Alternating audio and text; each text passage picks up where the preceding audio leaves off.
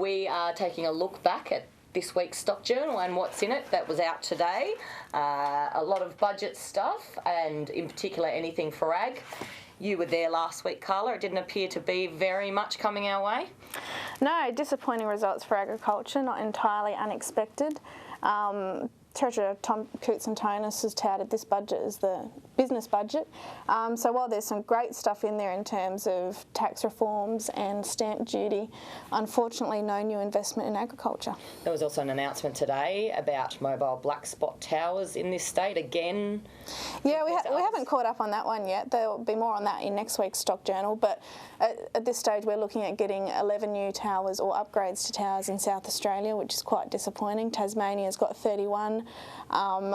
Queensland and New South Wales and Victoria all over 100, so we'll look into that one a bit further over the next few days. And for yourself, Alicia, GM back in the news again this week. Yes, I attended a GM forum in Adelaide this week.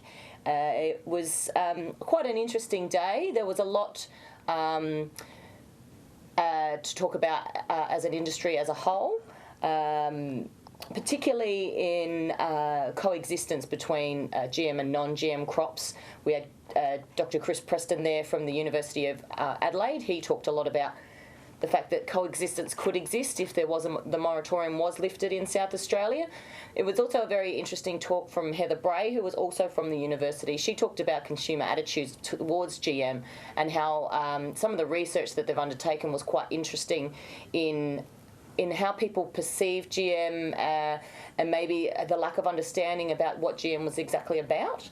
But in particular, I looked at the overview from the Oilseeds Federation, and they talked about the premium difference in comparison to what people were making when it came to yield increases and weed management and reducing costs on that level because of this new technology. So it was quite interesting to see that the increase of farmers that have started to grow GM because they are seeing the benefits of those yield increases and weed management tools outweighing whatever premium they might find in the market. So yeah, it was an eye-opening experience and very much will probably open a debate this week. So make sure you get the paper this week and have a look.